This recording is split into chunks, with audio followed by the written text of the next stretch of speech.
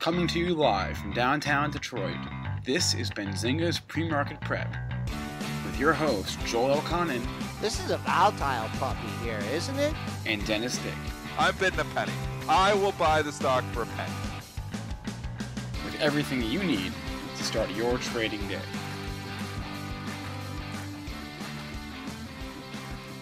Good morning, everybody. Welcome to this Monday edition of Benzinga's Pre-Market Prep. Spencer Israel here with Joel Elconin and Dennis Dick. We're all pumped because it's Monday and we're excited to be back here with you. Also, Prime Day starts tonight, so we're going to be all looking forward to getting our amazing... I know Joel is ready for Prime Day. I know Dennis is ready for Prime Day.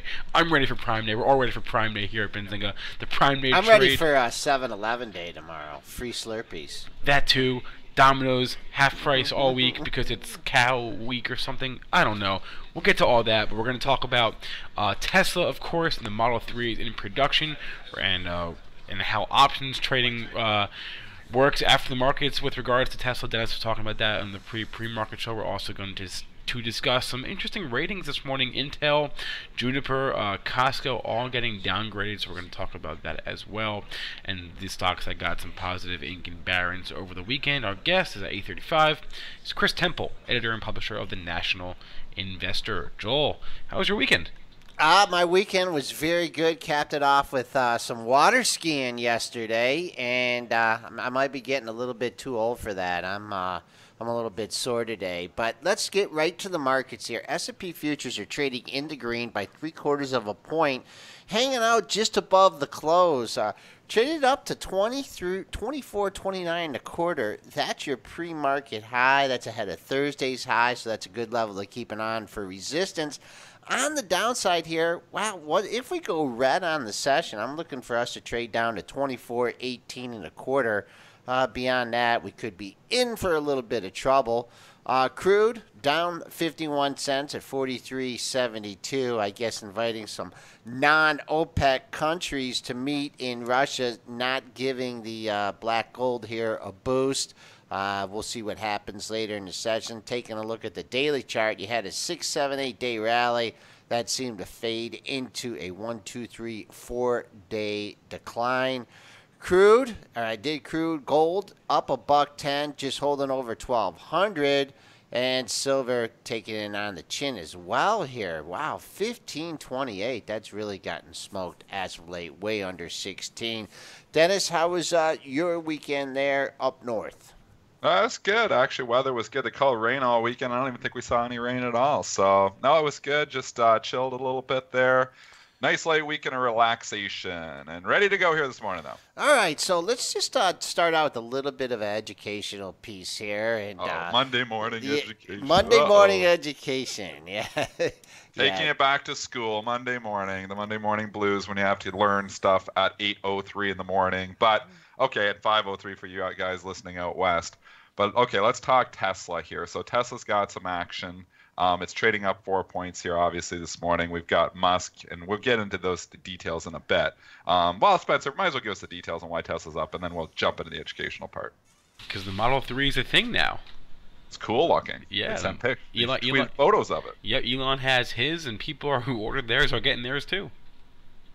So Tesla here trading up 4 points. I'll say, actually, I was an Ace that was looking at it there too. He made a good call, I guess, going long there, Tesla. I bought some Tesla too. And I don't know why. I just had a feeling that I was just playing it just from a risk-reward perspective. And this isn't the educational piece. This is just a tangent. But I was playing it from the risk-reward perspective, looking the last few days. And I was like, you know what? I think the low there, and if you go to the daily, it's just the low from a couple days ago, 306.30. It opened up on Friday, and then it came down to test that area. I was like, I think it might hold. And it bounced to it went all the way down to 307.38. But then started to catch a bit. And I was like, you know what? I think it's going to, actually, and this was more of a day trade. It wasn't an investment. It wasn't long-term. I'm already out of it. But I bought at a 309 and change, and I actually was able to sell it. I sold half of it up at 313, and then I sold the others after hours at 315. Now, obviously, it's up at 317, so I should have held, but that was a good little trade for me. Regardless, though, what I wanted to talk about was Tesla's action after the bell on Friday. So stock closes at 313.22, and this is just an educational segment. It was actively trading up on Friday night over $315. So there is a hypothetical situation that if you had written the 315 calls and the stock closed at 313.22, you could come in here this morning, believe it or not, and actually be short Tesla because you might think, oh, my 315's expired, worthless. Well, they were worthless at 4 o'clock. They were not worthless at 4:10, 4:15, 4:20 when the stock started to actively trade above 315. Options expire on Friday, but they do not expire at 4 o'clock. There's a lot of brokers, and this depends on your brokers, that accept your option exercise after hours. Interactive Brokers that I use, it accepts your after hours exercise until 4:30. So basically, if you're a savvy trader and you're looking at the after hours action, all of a sudden Tesla, let's just say hypothetically I was long the 315 calls. I wasn't just a hypothetical situation.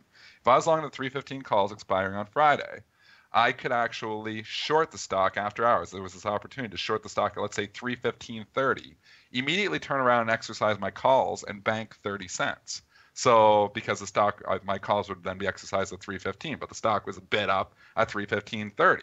So there's that opportunity for a market maker or anybody who's paying attention to actually make 30 cents on an expired option because those options don't expire right at 4 o'clock. Interactive Brokers cuts it off at 4:30. So after 4:30, it's cut off. There's probably other full-service brokers that go even longer than that. So I'm not sure. You have to talk to your broker. But it's a good question if you trade a lot of options to ask, what time can I exercise until? Because if you can exercise till 4:30, and you got a stock at Tesla and it's closed close to the money, check out the after-hours action. There may be the opportunity for you to actually make money on an expired or a potentially expiring option. So you can bid up your own option. No, you don't know. The options are closed. So the options themselves, Spencer, are actually closed. But you can still exercise that option. So there won't be no way for you to sell the actual option because the option market closes at 4 o'clock. But because you own the option, remember the option is the right to buy a stock. That right hasn't expired yet. So if the stock closed and Tesla did at 313.22, you think, oh, my 315 calls are worthless. Well, they're not worthless until you can't exercise them anymore. So if your broker cuts it off at 4:30, they will be worthless to you after 4:30. But if in this example, Tesla was trading at 315.25, you can go look at the after hours tape, which is up over $2 after hours at 4:10. So at Interactive Brokers, I could literally go and short Tesla in the open market. Like, let's say I had one contract, I could short 100 shares in the open market at 315.25, immediately turn around and exercise my call that is going to be expiring worthless, technically worthless because it's based on the close, and that would exercise me at 315. So I would be banking that 30 cents. So, market makers will look at that as an opportunity, and their after-hours action actually matters. Now, you may get lucky, and not every investor that's owning those calls are going to exercise and realize that, they're in the money right now or after hours, and I can still exercise. But there's some professional investors that will. It used to be a strategy of mine back in the day when we had a lot more volatility that I would actually buy options like for 1 cent or 2 cents or 5 cents, right, that were closing right near the money, and then try to trade them after hours and get on the other side and then turn around and exercise my option. So the one thing is, obviously, to do this strategy, you've got to have the money in your account, not just for the calls. You've got to have the actual money to be able to short the stock. So if you had 10 contracts at Tesla 315 calls, we need 300 grand worth of margin to be able to short 300,000 worth of Tesla in the after hours to turn around and exercise your calls. But that's the one thing. Obviously, your professional investors are going to have that. Your professional market makers are going to have that. So if there's a market maker on the other side of your option, there's a high likelihood you were probably exercised at 315. You're coming here this morning saying, Tesla's up, I'm short 315. What the hell is going on? It expired worthless. Well, no, it wasn't worthless after 4 o'clock. It had some money to it because it was trading above 315. So that's just a little educational segment. This is, it doesn't happen a hell of a lot, but options that close very close to the money, might get exercised on you. And Nick Shaheen was on. He was giving an example of also dividends you got to consider as well. Option might close out of the money. Well, maybe it's going ex-dividend tomorrow, and they might actually exercise you just to try to grab the dividend on you. So remember, you can exercise any option, even if it's out of the money. You just have to, call your broker and say, hey, look, I want to exercise that. Brokerage account will probably have, confirmation screen. Do you realize you're exercising this out of the money? You'd say yes, because it's actually not out of the money anymore because it's trading up after hours. So there is those situations where you can actually get exercise in something that theoretically closed at 4 o'clock out of the money, but is no longer out of the money after 4 o'clock. And do you get if you do get exercise, do you not find out? Do you find out on like a Saturday email, or you don't find out till Monday morning? You probably see it. It depends on your brokerage. Again, Right. maybe they send out emails, maybe they don't. Maybe it just shows up in your account Monday morning, and you're gagging right now, saying, "Why am I short?" And if you didn't know this, you'd probably be calling your broker and say, "Look, I wrote the 315 calls. What's going on?" And and you could even say, maybe you had a spread on, maybe you're 312, 315, but the upper end all of a sudden is in the money. You think you're good, and you're not. I mean, if you had those options long, they're not going to get exercised unless you call, because they're not going to exercise an option that's out of the money. But if you had those options on where you had sold those options, there's that possibility that you actually could get exercised on an option that's out of the money. All right, since Tesla is going to be, a volatile stock as always, talked about this week, I want to give really one good level on the upside for our traders involved in the issue. 320.79. That was your high on Thursday. The high during the pre-market session here is 320.50. Now we've backed 4 points off that. So you clear that area, you got a lot of air between 320 and 330, 330 and 340. So shorts are still probably trying to cover on weakness here. But I believe if you can break above that 321 level, you're going to get them trying to cover into a rallying market. And a thin stock like Tesla, you know how hard that is to do. I think it just needs to hold the 306. I think there's a tradable bottom here. I traded it once on Friday. If it was to pull back for whatever reason and get close to that level again, I might try it again. I mean, that's all trading is all about, knowing where your out is. I took Tesla long, and I'm an eternal bear on Tesla. I've been bearish a long time. Doesn't mean I can't have bounces and the stock can't go up too. So, I just had a tradable out. I was saying, look, if it makes a new low on the move, I'm going to get out of this position. And it didn't. It didn't all day. It held on. And then after hours, it went up a couple more points. And I was like, okay, that's good enough. And I was able to make, 6 or 7, 6 points on it. And I was risking about 3. So I hit my 2-to-1 risk reward ratio after hours. And do I wish I still had a 316 this morning? Yeah. But there was a lot of unknowns. You knew that tweet was coming. You knew he was going to talk about, the Model 3. They're going to like it. They're not going to like it. So there was some unknowns, to hold that over the weekend. And I just want to make one comment here, just kind of the way Dennis and I both like to look at the charts here. You had that low, and I think we were talking about this on Thursday. You had that 306.30 low. And if you go back and look on your dailies here, you can see this period on its way up where it had a pullback and then it had a series of lows. I mean, there's no exact double bottom or triple bottom, but all these lows right into the 303 to 307 area. So it attracted buying interest back then. You hit it on Thursday. You tested it on Friday. And it's nice when it coincides with some other levels here. So technical, very nice setups in Tesla for the week. And before we go into our other news stocks, have you seen this Costco, Dennis? It's like going. I've been watching it. Yeah. I've been watching it because it is on my buy list that I want to buy this sometime. But I think I even said it on the show that I was looking here at all that support we had in the mid 140s. I would love this to come in another 9 points, like come to Papa, in the mid 140s. I don't know if it's going to get there, but it's 153. It's getting downgraded again here today. Wow. Everybody's got the hate on Costco. They think it's over for it because Amazon's going to come into their space. I don't think it's over for Costco. I think they might get hurt a little bit by Amazon, but I don't think that these stores that are lined up and I can't find a parking spot are all of a sudden in trouble. So I'd love Costco to come down a little bit more, and I'm going to put it in my investment account. And mid 140. That's my target. I'm going with you, Dennis. I'm going with you on that one. I want to pick this thing up too, and I'm glad I haven't tried to pick a bottom in it. And just folks, revisionist history. But on Thursday, when you got that pop over 160 in the pre-market, I think it even traded up higher than that in the pre-market trading because of they came out with some statistic. Yeah, you shorted it into that. Didn't even see the pre-market high that day, and it's just been straight down ever since. So, you got to take the news and, take into account the other factors that are going into the market here. Another thing about the Costco, maybe we can fill this gap. That was probably an earnings gap between 147 and 150. You broke out from the 145 area. So we'll see. Costco definitely, man, look at that. You've had, 2-3 up days since that Amazon deal. Another thing I noticed about this, it held up that day. When the actual deal was announced, it went down, but it closed on 180, and then people came in, or was I wrong? No, it went down heavy on that. It did. It went down day. 10 points that day. So Okay. yeah, because it came out, in that pre-market. Remember, we were even covering the show live, That's and I right. actually said right when that happened, I was saying on the show, I was like, Costco's even down yet, and then boom, boom, boom, it got hit. As soon as I said it, boom, boom, boom, it got hit. I wish I would just been out there shorting it too, and then it was a 175, then 170, ended up closing below 170 that day. Wow. So it lost $10 that day. But just goes to show you, sometimes these things don't just, all of a sudden lose $10 and come right back. Sometimes there's a little bit of a filter out, people, institutional managers repositioning there, and it's been a 3-week sell-off really here for Costco since that Amazon Whole Foods news. All right, we've covered 2 stocks in 15 We're doing minutes. good. We did an educational segment, so we're doing good. Don't pick on us. Okay. Amazon Prime Day. Spencer, talk to us. What is Amazon Prime Day for people who don't know?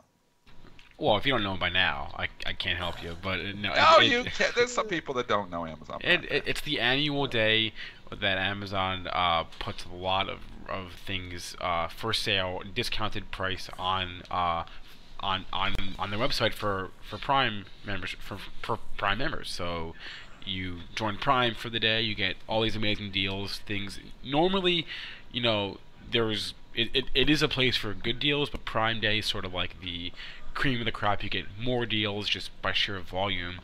So there's a lot of stuff on sale starting tonight. I think it's 9 p.m. Eastern, and then it goes all day tomorrow.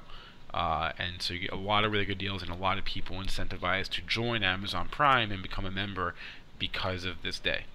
It's their annual garage sale. Yes, exactly. Your annual garage sale. Do you know, I think we average 1 package a day from Amazon at our house. You buy a lot of stuff on. Who's buying all that stuff? Is that you, Joel? It's not me. I mean, I get a lot of packages from Amazon showing up at my house too.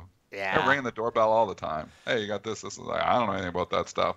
I mean, it's been volatile as usual here. Was down at 950 just a few days ago, and I think you look at these different levels in Costco. You have sprinted over 1,000 on a couple different occasions, but man, it's been a swing number. Like above 1,000, yeah, you can catch it. You've had a ride up to 1017.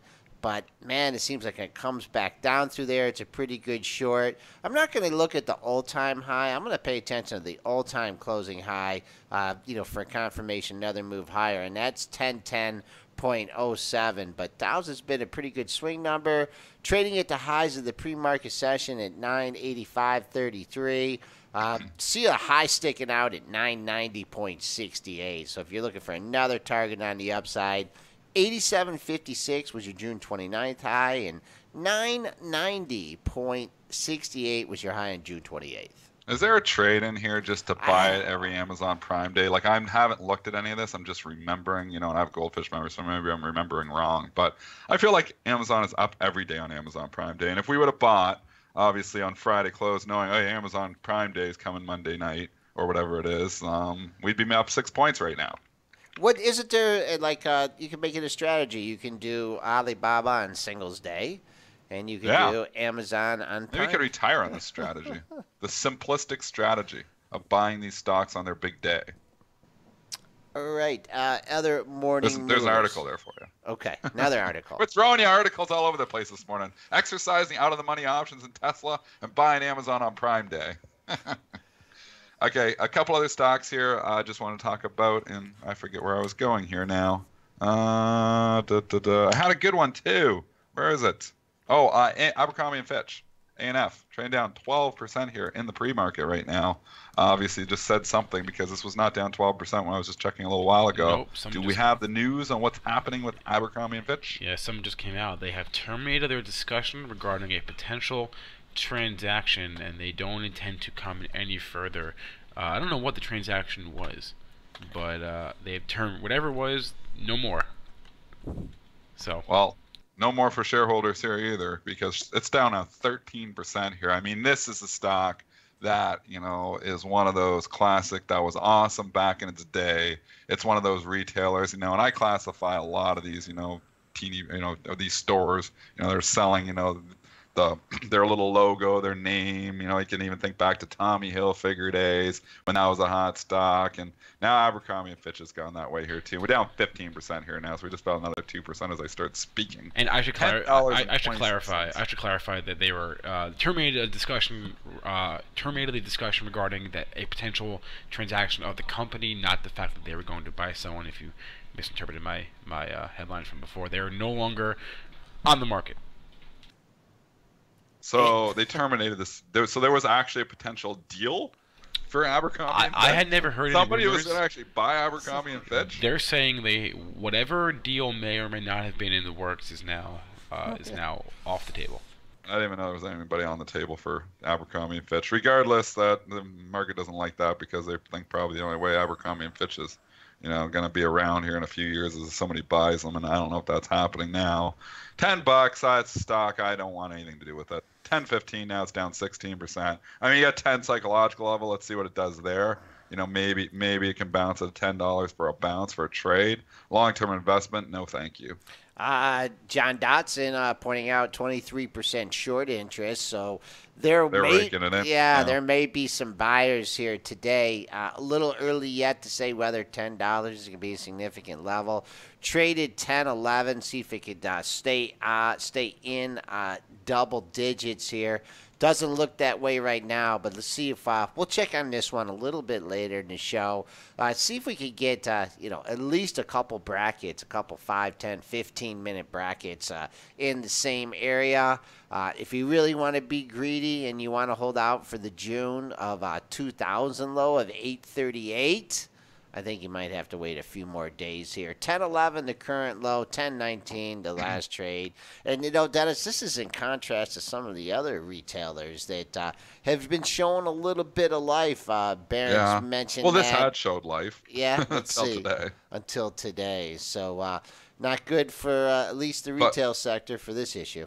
But really look at it. Okay, so let's look at Macy's, which is everybody looks at for the department stores, and not saying that's Abercrombie Fitch, but they're all retailers selling clothing, and we just know that's not happening. Macy's put the double bottom in right at perfectly at 21.51. It rallied up here the last week and a half up to almost $25, 24.65. Well, the last 2 days it's starting to leak here again. We're getting back half those gains. If Macy's to come back down to the 21.51 level, could it bounce there again? Sure it can. I just don't know long term. You can look and say, oh, Macy's, that dividend is juicy at 666. It's a scary number in itself, 6.66% dividend right now, because I don't know if that dividend is safe. Kohl's, which I've owned a couple of times, but I don't own any of these things right now. If I had to buy one, I kind of like that one better. I don't think I want to buy any of them. It's got a 5.75% dividend. It's held up a little bit better. And then we know Nordstrom, they've talked about it going private. It's held up very well because people think that there might actually be something to this stock potentially be taking off the board by, its owners there and taking it private. So JWN has held up well. If all of a sudden they say, if there's an article that breaks or something that breaks that says Nordstrom is all of a sudden, they're not talking about taking it private anymore, you'll see Nordstrom collapse like 20% that day. But I don't know. It's held up well enough that I think there's something to it. All right, and Target, we mentioned that. Nordstrom's actually has been in a real tight trading range here since that news popped. Really you would like to see this thing get over 50 for like a clean breakup to the upside. But over the last 2 weeks or whatever, it's kind of been of a tight trading range here. And I'll just give you the bottom of that trading range. For support, if you're looking $47 on the downside, we haven't traded below 47, and that was not by much. On June 23rd, we traded 46.93, so 47 looks like a good support level. JWN. Barron's update. There was a few stocks covered in Barron's there over the weekend. Just give us a quick highlights. We had, let me get my list here. AVGO, Broadcom, and Finisar, FNSR, they were called out as, quote, the new internet winners. They also see more gains for BWA, APA, Apache, tapped for a comeback. Those were the big five right there. AVGO and FNSR were the big two.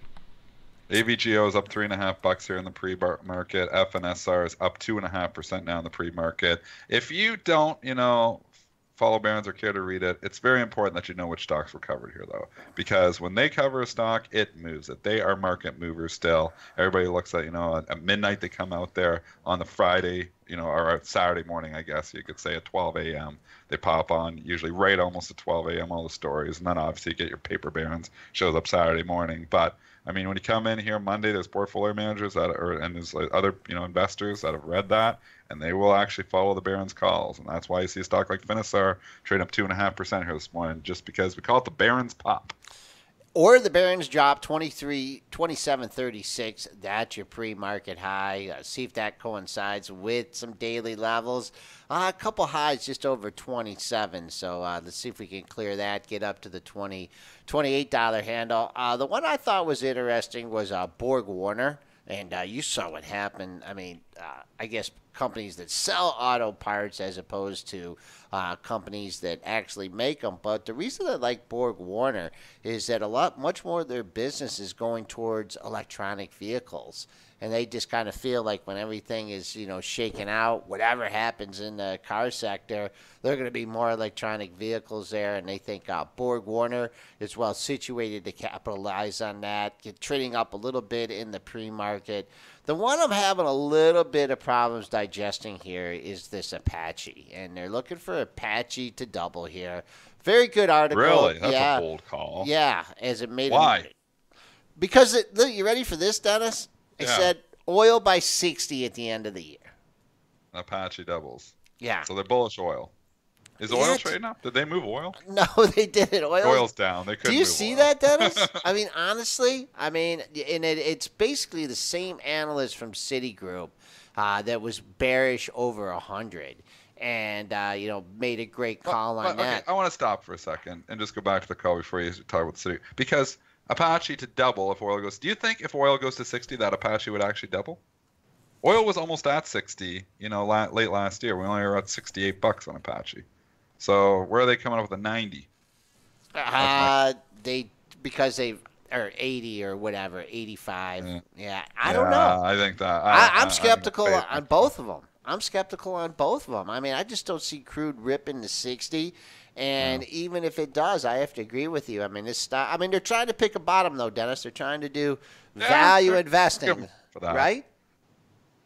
We can give them credit for that. Barron's does make bold calls like that. So, we'll give them credit for that. Apache's trading up 1.5%, 1.75% here in the pre-market. So, Apache shareholders, happy here this morning that Barron's giving the Barron's pop. But a lot of overhead supply here, Joel. A lot of it. I agree with you on that one. S&Ps are up $1.25 here, 24, 23, 75, and crude still in the red here. I got the Abercrombie and Fitch. I just wanted to read you this. Abercrombie and Fitch Company board, after thorough review, concludes that the best path to increase stockholder value is the aggressive pursuit of our current strategy. That's a cute way of saying nobody wants us. Okay. I'll sum that up for you. Yeah, it looks like some of the shorts did eyeing that $10 level. Big psych. Yeah, psych. 10.11, 10.64 print there. So we got a level now, folks. Yeah, we got a level. We got a reference point. Let's see if we do come back down, if buyers step up once again. All right, McDonald's. I just had this on my list to talk about because it made a new all-time high again on Friday. I don't know what they're putting in the burgers, but man, they are popping. I was actually at McDonald's on Saturday, so they got something for me too. Took my boy there, ate a Happy Meal with them, and I always get the McDoubles because they're the cheapest way to go. But I went in there for like $10.50. I feed my kid and myself. Unbelievable. And then I take him to the play center and he plays for like an hour or two. So can't beat the value there. McDonald's, everybody else obviously saying the same thing as the stock continues to go up. I don't know who at 4:54 in the morning was buying odd lots at 158.55, but that was overdone. If they wish they would have called you, you would have taken them out at a lower price. I'd probably. Oh yeah, I'd give them a lower price for sure. I'm not even going to try and give you resistance on this one because it's a futile effort. There's no resistance in it. Well, let's look at the book. Okay, 157. Maybe there's a number or something. Go and look at the book. 157. 157. Okay, I'm opening the book right now. Not much of 157. I see oddball number 8,000 at 156.53, which was that the high or something Friday? Just trying to figure out where the kind of high on Friday, 56.56. Okay, so somebody's selling a little bit below the high. That can probably get taken out. 158, I only see 4,200. At 160, I see 11,000. It's early yet. The book's not full yet. But, this book is, this is a stock that could easily see 160. 150. It broke out here now. hard to be short a stock making new all-time highs. 152 on the downside. You've had a couple lows over the last few weeks there, but the only thing I can say is this chart and this Mickey D's. You know what this chart reminds me of? Tyson Foods. Remember when Tyson Foods? Eventually, the bubble bursts. Yeah. And I don't know when. Maybe it's when Luke stops going there 2 times a day or whatever. But remember when Tyson Foods had that run up to 77.05, and then eventually. Oh yeah, we was going 70 and it kept making new highs. We're like, who's buying all this chicken? Yeah. And eventually it did collapse and went back down. But we were taking a lot of heat because me and Joe were getting bearish, starting at like 68 and went to like almost 78. We were wrong. I mean, we were wrong. We eventually were right if we would have held on long enough, but market can stay irrational much longer than we can stay solvent. So anyways, we were wrong on that. It did come back down. Eventually we would have been right in the long run. I think McDonald's, you know what?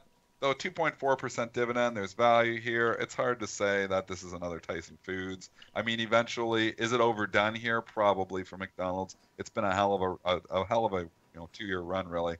Not even really a 1-year run. We were at $110 back in November, so it's an 8-month run. Now we're 156. It's been a big move. That's almost a 50% up move for McDonald's, one of the biggest companies in the world. It's a huge move. You're buying it here now in your investment portfolio. I think you're late to the party. All right, Shire's getting hit this morning. I don't see any news here since last week on it. Trading down in the pre-market. I don't know. Just under 165. I see a couple lows in that area. 164.80. That's your pre-market low. We'll keep an eye on that. Below that, you have the low of the move at 161.09. But not sure what's hitting Shire this morning. NVIDIA, they're talking here too, and NVDA has, actually the chart, starting to look a little bit better on some of these things now. These momos, we've been talking about the charts being broken for the last week. Well, Friday was a good day for them. NVIDIA, if we just go and look at the dailies, it had a nice up move there. AMD, which obviously follows suit, has had a couple good days here. Even looking, Apple held the lows. Not that Apple's anything like NVIDIA, but they've all been trading together to a certain extent.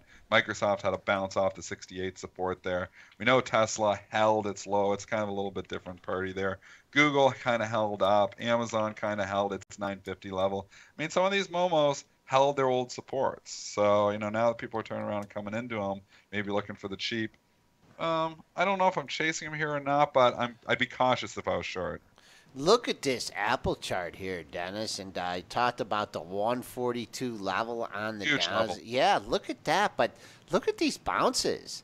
They're getting more muted and muted, right, since you bounced off that level. I don't know here. I mean, I'm not going to – this thing's going to make a big move out of here. You have the lows at 142 and then all the resistance up here at 145, trading up here in the pre-market up 30 cents. But just to me, the way the markets bounce off the recent lows in the move and come back up near all-time highs – yeah, you can say Apple didn't bounce that much. Apple's not responding here. Feels heavy. Yeah, it does feel heavy. Keeping a real close eye on the 142 and 145. That's pretty much encompassed the range for its last 6 sessions, which is pretty rare for a high-price stock.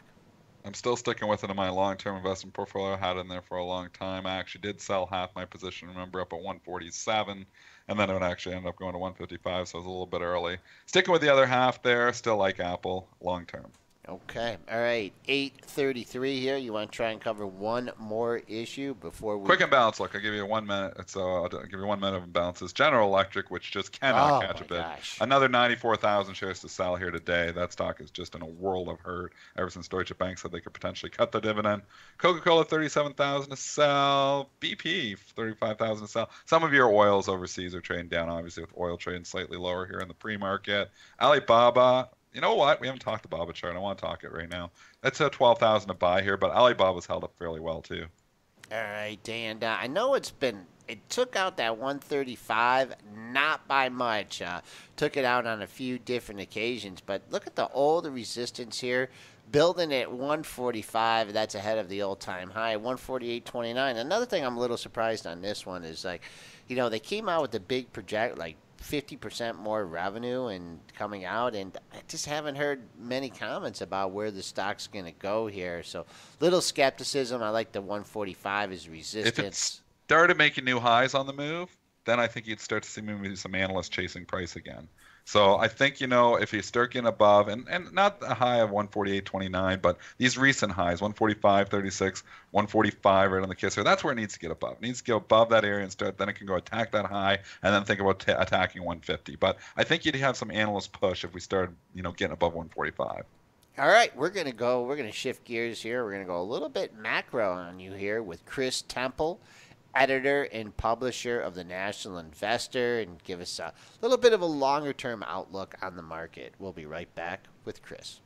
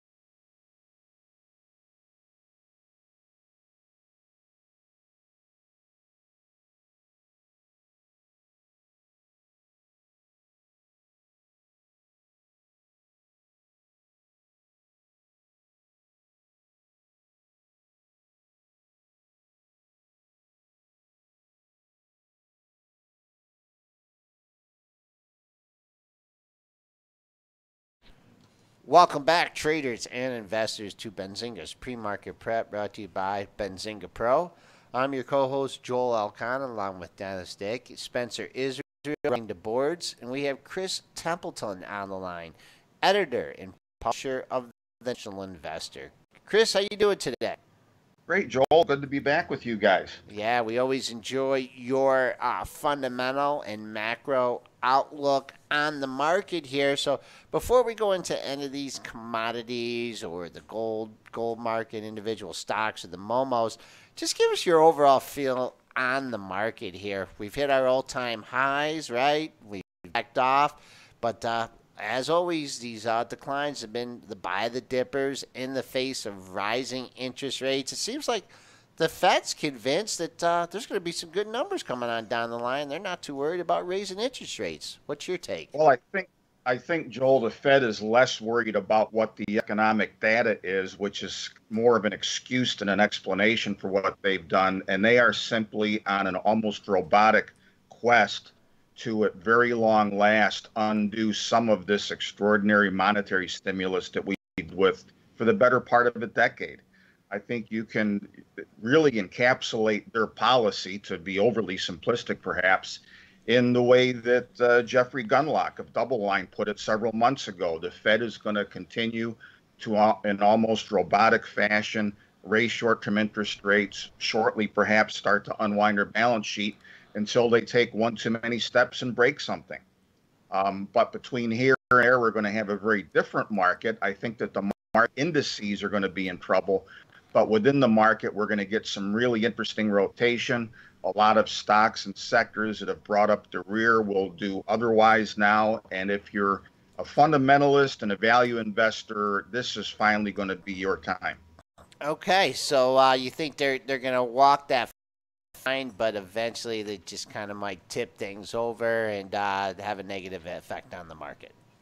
That's the potential. Now, there's a couple of wild cards in here. I do think, in fact, it was several years, Joel, since I recommended shorting treasuries. But after the last FOMC meeting, when the Fed really underscored what their game plan here is, I recommended short ETFs where treasuries are concerned for the first time in a long time. Prior to that, I'd been bullish, and I was one of those saying early this year that I did not expect to see long-term rates go up, even as the Fed was raising short-term rates. I'm sure you guys look a lot at this dynamic of a flattening yield curve, and that's a very bad thing. The Fed doesn't want that. And I think for a while, they and the other central banks are going to talk us at least into the other direction, move us there slowly with policy to where I think, over the coming months, we could see that 10-year Treasury get to the 3% neighborhood. I don't think we'll go dramatically higher because the economy wouldn't be able to take it. But for a while, we'll get there, especially, and this is a big macro story that I'm following right now, if we get some help now from Chinese markets. Chris, I want to ask you, you mentioned, being long in the market, but you also talked about actively shorting the market. Now, you appeal to, all kinds of different investors here. And, everyone talks their books, talks the long side and stuff here. And you like to give your followers, both long and short recommendations. Do you think they follow any of the short ones, or is this something you just try and do out there to give people a fair shake on the market? But people's inclination to short, and for good reasons, over the last few years. But just talk about that as far as your customers and how they view shorting stocks or the overall market. Well, actually, whenever I recommend, which is not that often, shorting anything, it's usually via ETFs. Most of my membership with the National Investor are people that don't want to sit in front of their computer hour by hour, day by day.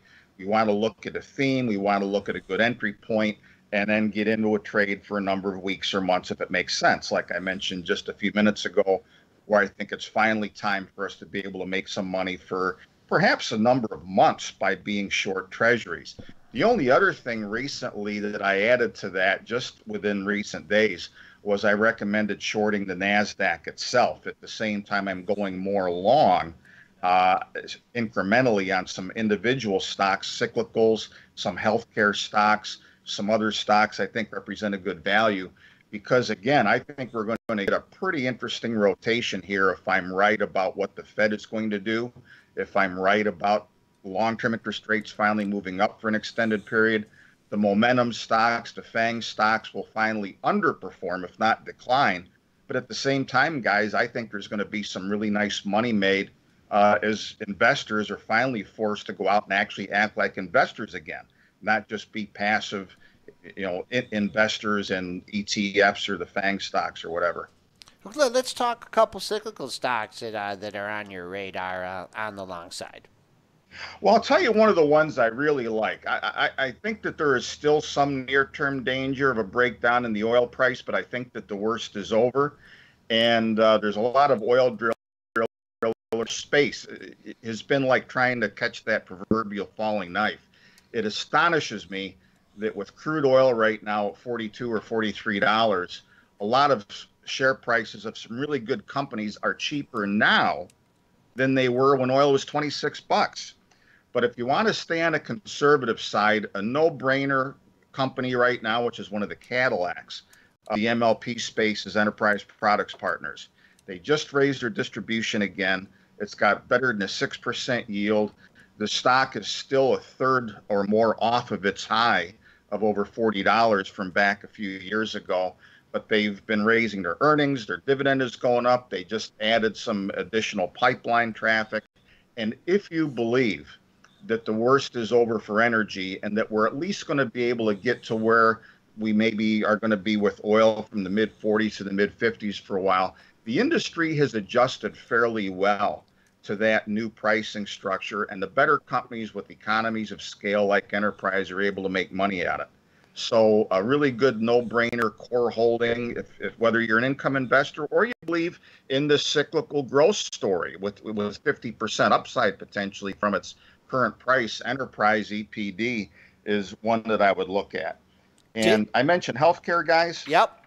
I think that Another no-brainer as far as the yield vehicle right now is Omega Healthcare Investors, OHI, on the New York Stock Exchange. This thing is trading as if half of its tenants are about to stop paying their rent. Yet you've had the 19th straight quarterly increase in its dividend recently, record funds from operations. It's trading at something like 9.5 times its current FFO. It's absolutely ridiculous, the level that this is at. And this is going to be one of the fun areas, guys, to be looking at is some of these dividend payers that as long-term interest rates go up, it's not going to be wholesale slaughter like we had for a while late last year after the election and yields had that quick spike and anything that paid a dividend got shellacked for a while until everybody took a breath and decided to see who deserved that selling and who didn't. I think that there are some wonderful opportunities right now with stocks that pay great dividends that have got growth profiles. I'm not talking about some of the stodgier REITs. I'm not talking about utilities that are probably going to be in more trouble than most dividend payers, along with telecoms, which I don't think they're going to turn around. But I think in the healthcare area, the MLPs, and one more going back to energy is ONEOK, OKE. I just added that back to my recommendations. Great story. They just absorbed ONEOK Partners. They're going to be bumping up their distribution. That's another company where you've got a great growth. And unless we get a renewed plunge in energy, we get a 3 handle again on oil and everybody gets scared, some of these are going to be great rebound companies. Chris, what are your thoughts on the airlines? If you think oil is going to hold up or even possibly rally here, I mean, the airlines have been the beneficiary of the low oil prices. And you look at a stock like Southwest Air, which is LUV, over the course of the last 6 months even. I mean, in July, this thing was $35. It's down a little bit here in the pre-market, but $63 here now. They've been on an incredible tear. I mean, you look at American Airlines, Delta, all these things which were thrown out in 2016 and in the summer of 2016 are all so loved by the street here and now. Do you think airlines, some of this air might come out of them if oil starts to rally? I think it will, and not only for that reason, but I think also, Dennis, because the economy is not going to get a great deal of traction, in my opinion, going forward. We'll get modestly better growth, but I think a lot of what people have baked into the stock market in general terms, and perhaps with the airlines as well, I think they're going to be disappointed. So if I had been smart enough, and I wasn't, to have bought a Southwest Airlines, I'd be looking to get out of it. What about gold and silver? This is just one, before we let you go, because we got another minute or two left. Silver's been in a free fall here. I mean, we're $19 in the same time in summer of 2016. Now we're sitting down here at $14.50. We've been on a 3-day fall, had a little flash crash there last week. Silver's just ugly here, it looks like, on the charts. Do you think eventually there's some value here in the metals? There's great value in the metals, but I started to back out a month ago from our positions in precious metals, not so much because of silver, but because I was convinced gold was going to break down. The most important single factor that undergirds precious metals long term is the level of real interest rates, and we saw a 180 in market expectations after the last FOMC meeting, where the Fed made very clear that it intends to continue the so-called normalization of monetary policy, even as the economic statistics are getting worse in some ways rather than better. So when you see the prospect of rising real interest rates, which is what we have right now, the best that precious metals are going to do is bring up the rear. The flip side is, if the Fed is correct in what it's doing, and if we get at least some stodgy growth and we get the markets stay liquid, which is, they've got a lot of that going for them right now, we're going to see a rotation that's going to favor a lot of other areas. I think uranium, even though it's taken a long time to come around, nuclear energy is getting closer every day to what some have called a rip your face off rally that we're going to have in the uranium price before too many more months. And I've got a couple of companies in that space, Energy Fuels in particular, one of the big U.S. producers. They're going to get a lot of help from the Energy Department now. And as that sector turns around, I mean, I'm way more interested in energy, especially uranium right now, than I am gold and silver, even though I still have a handful of good story stocks on my list in those areas. And what were those uranium stocks, real quickly, before we let you go? Well, the one I like in the uranium space most of all, Joel, is Energy Fuse. The symbol is UUUU, 4 U's in a row on the New York Stock Exchange. They're a big U.S. producer. They've got a lot of bottled up production that they can bring online again fairly quickly. They're working on a deal right now with the EPA to reprocess some old waste material in the Four Corners area of the Southwest U.S., where it used to be for years that the only uranium miner in this country essentially was the federal government. So they are really in the catbird seat as utilities need to start to lock up more supplies of uranium, and that's going to help perk the market back up. And especially if the Energy Department follows through where the uranium sector is concerned, as they have done with oil and gas, and focuses on U.S. production, because it's ridiculous that this country imports more than 90% of the uranium that we use in reactors in the United States of America from foreign countries, especially Kazakhstan and some other places, when we've got the uranium sitting right here. That's going to change. Chris Temple, editor and publisher of the National Investor, joining us here on Benzinga's Pre-Market Prep. Chris, thanks a lot. We love checking in with you for a macro outlook, and we'll do it again soon. Take care, guys.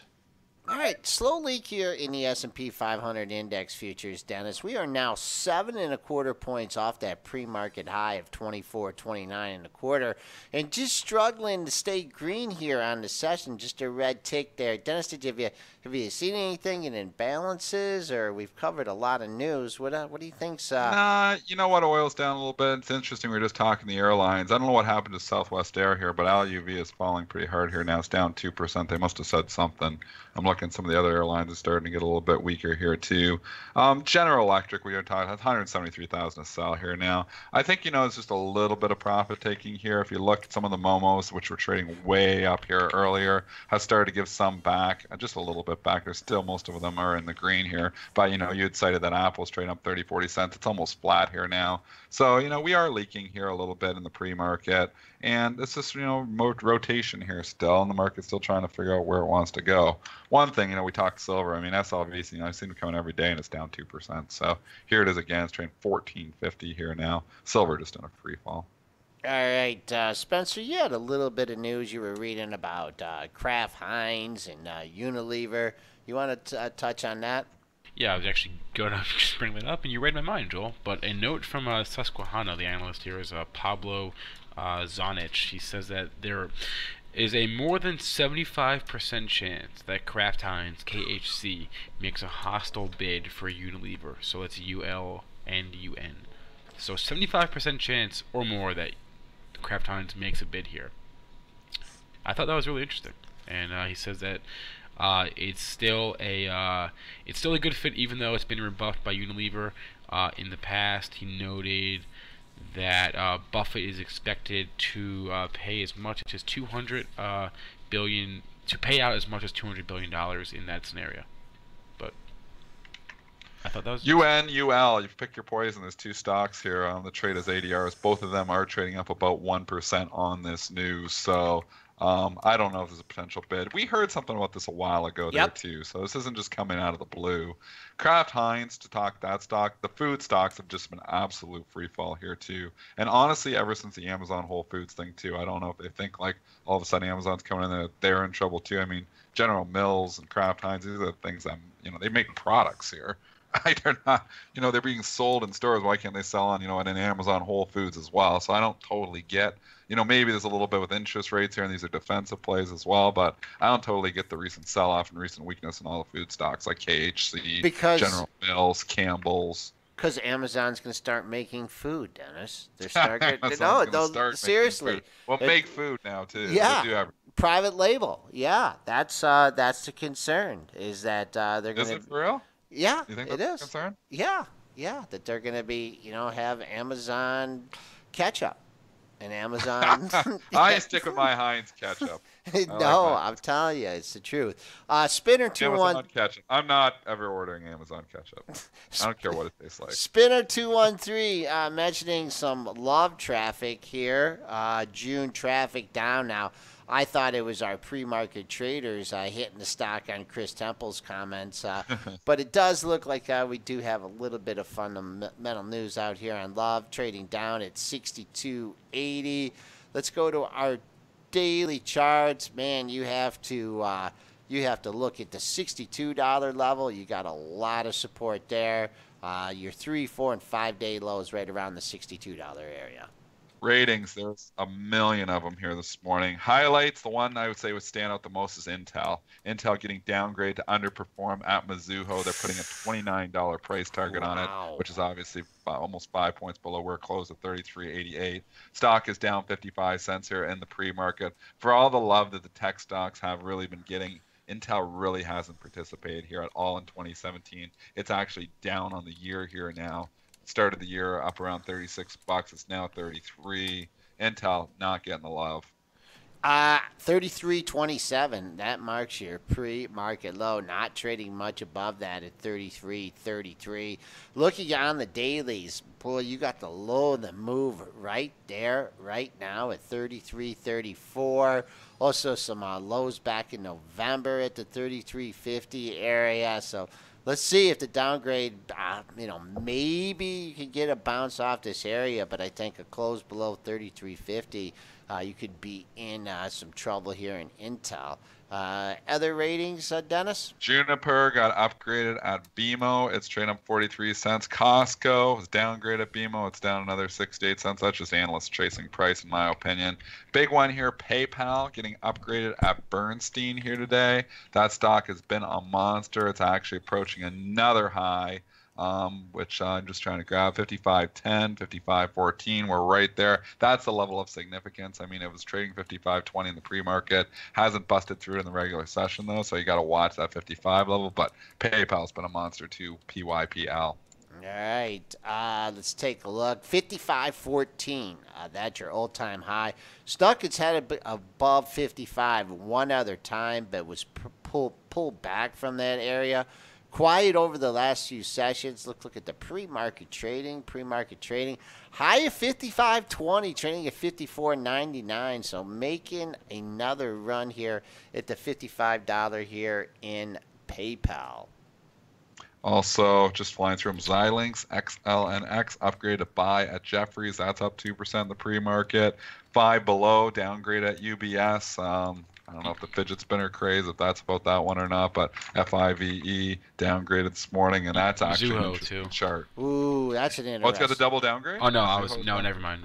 Sorry. Okay. I was downgrade UBS, but this is an interesting setup here because this stock has been in consolidation station, just trying to hold above 47.65. We're taking out that support here this morning. 47.23 is the low of the move. We're below that here too. There's some air in 5 below to 45 bucks. Yeah, look at that. Several lows in that area, and now knocking on the door under 47.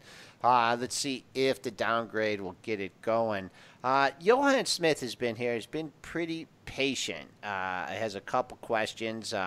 First is give us insight what kind of news and other info you look before trading on the next day.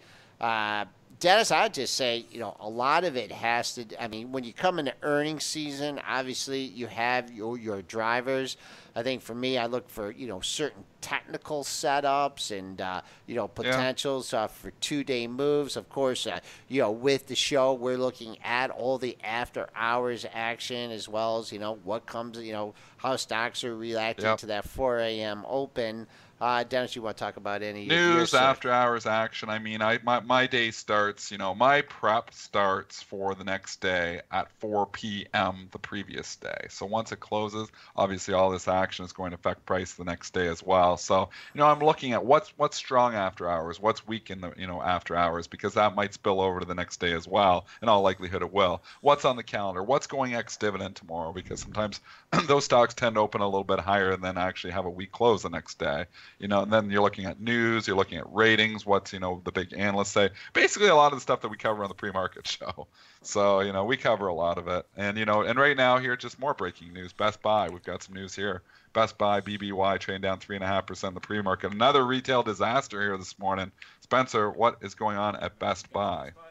I'm actually not sure, so hold on one second. Let me look. I'm digging. It's just happening right now here. Let me go look here, too. I'm going to check mine. 55.75. We just had a $2 drop. The stock that had that big run after earnings. I'll keep an eye on this lower 54 handle. What's so funny? Amazon rolls out Geek Squad competitor Recode reporting. They're getting Amazon too, in a different way. Well, I thought you said they ruled it out. They're rolling it out. Rolling out. Rolling They're out. rolling Rolling out out. a Geek Squad competitor. Recode's reporting, this is interesting, and we know what happens when stocks get Amazoned. So Recode, this is an article just coming out here this morning. Amazon quietly rolling out its own Geek Squad to set up gadgets in your home. This was from Recode. I think this is your catalyst here. Hey, could you ask Alexa? It's like, Alexa, can you send someone over to help me set up my computer? And then, boom, they just send someone right away. Is that the way it's going to work? Why not? Why not? Johann Smith, also, Dennis.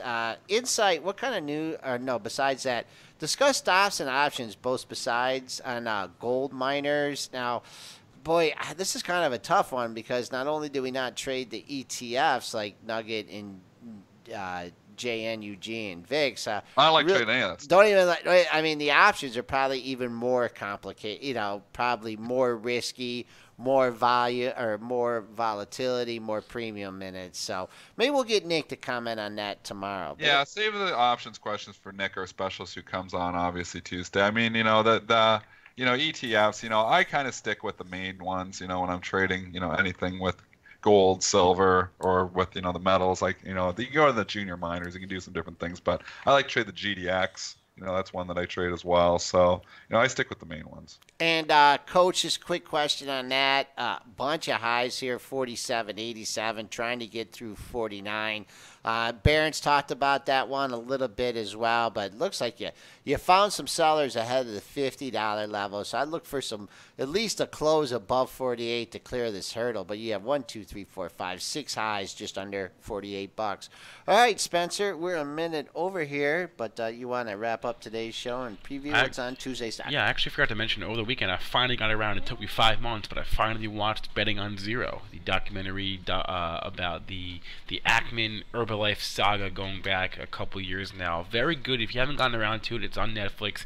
Highly recommend Betting on Zero. It left me feeling you almost feel like no one's winning in this scenario, right? Ackman's not winning. No one's winning. I guess Herbalife is winning, but I thought it was very good. If you haven't gotten around to it, highly recommend it. Betting on Zero. Okay, that is our show for the day. Looking ahead to tomorrow, just Nick Shaheen on the docket, so you can look forward to that at 8:35. If you want to catch today's show again, you can do so on our podcast, which is on iTunes, SoundCloud, and Stitcher by searching Benzinga, or you can listen to the show again on Benzinga TV, which is our YouTube channel. Don't forget about Benzinga Pro as well. It's Benzinga's real-time news platform. Trade faster, trade smarter with Benzinga Pro. Have a good day, everyone, and we'll see you folks tomorrow.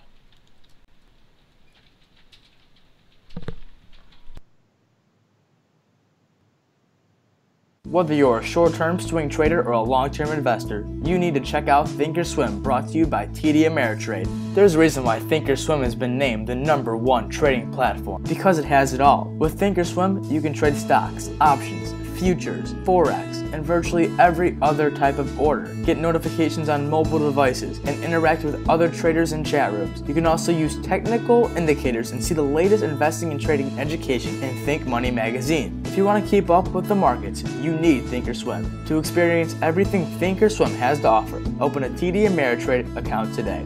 Thinkorswim, the online trading platform for traders and investors. TD Ameritrade, member SIPC. All investing involves risks.